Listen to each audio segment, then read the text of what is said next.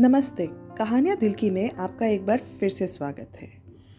भूत और उनकी कहानियाँ सुनने में मज़ेदार या डरावनी लग सकती हैं, पर क्या हो अगर आपका उनसे वास्तविकता में सामना हो जाए।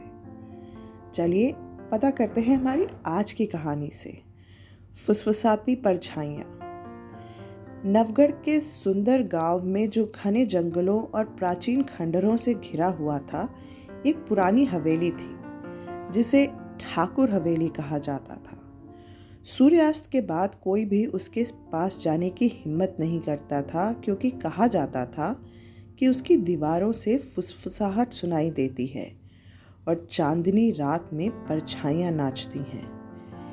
एक रात आरव, मीरा और कबीर नाम के 3 दोस्तों ने यह साबित करने की ठान ली कि भूत प्रेत सिर्फ बच्चों को डराने के लिए गढ़ी गई कहानियां हैं। वो सिर्फ एक पुराना घर है, भूत प्रेत जैसी कोई चीज नहीं होती, आरव ने बड़े घमंड से कहा। मीरा ने झिकझिकाते हुए कहा, लेकिन लोग कहते हैं कि वहां आवाजें, फुसफुसाहटें सुनाई देती हैं। कबीर हंसते हुए बोला, फुसफुसाहटें? वो तो सिर्फ हवा की आवाजें होंगी। चलो चलकर देख ही लेते हैं। टॉर्च की रोशनी और डरे डरे चेहरों पर बनावटी मुस्कान लिए वे हवेली की ओर बढ़े। उसकी टूटी खिड़कियां और जर्जर दरवाजे डरावनी परछाइयां बना रहे थे। दरवाजा चरमराया जब उन्होंने उसे धक्का दिया और उसकी आवाज रात के सन्नाटे में गूंज गई। अंदर की हवा ठंडी और भारी सी थी। छत से जाले लटके हुए थे और हर जगह धूल की मोटी परत जमी थी। उनके कदमों के नीचे फर्श चरमरा रही थी। वे कमरे दर कमरे चलते गए। उनकी टॉर्च की रोशनी कभी तेज कभी मध्यम हो जाती। देखा, सिर्फ धूल और अंधेरा है, आरव ने कहा। उसकी आवाज दीवारों से टकराकर गूंजने लगी। तभी उन्होंने धीमी सी फुसफुसाहट सुनी, जाओ, यहाँ से चले जाओ। मीरा का दिल जोर जोर से धड़कने लगा। तुम्हें भी वो आवाज सुनाई दी ना? कबीर ने कंधे उचकाते हुए कहा, शायद हवा की आवाज होगी। लेकिन फुसफुसाहटें तेज और गहरी होती गई, दीवारों से टकराकर गूंजने लगी। जाओ, नहीं तो हमेशा के लिए यहीं रह जाओ। वे कॉरिडोर के आखिरी कमरे में पहुंचे, जिसका दरवाजा हल्का सा खुला हुआ था। जैसे ही वे अंदर गए, दरवाजा जोर से बंद हो गया। चौंक कर उन्होंने दरवाजा खींचा, लेकिन वो टस से मस नहीं हुआ। कमरे में अचानक से ठंडक बढ़ गई।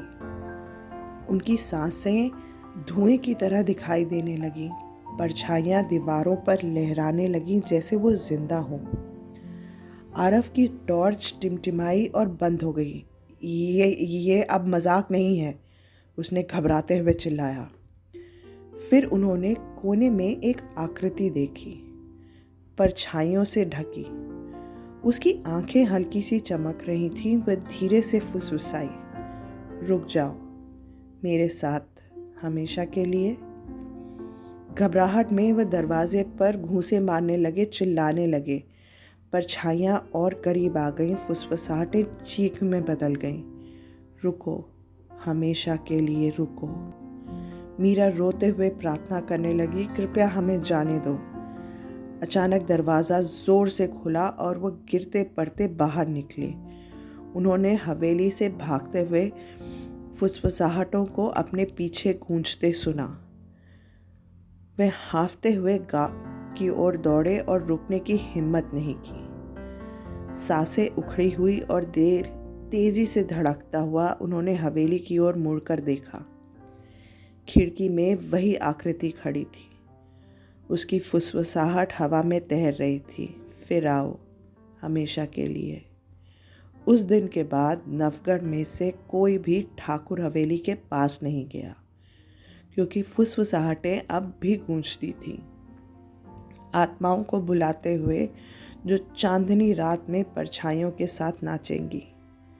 क्योंकि कुछ जगह आपको कभी छोड़ने नहीं देती, पूरी तरह से तो कभी भी नहीं।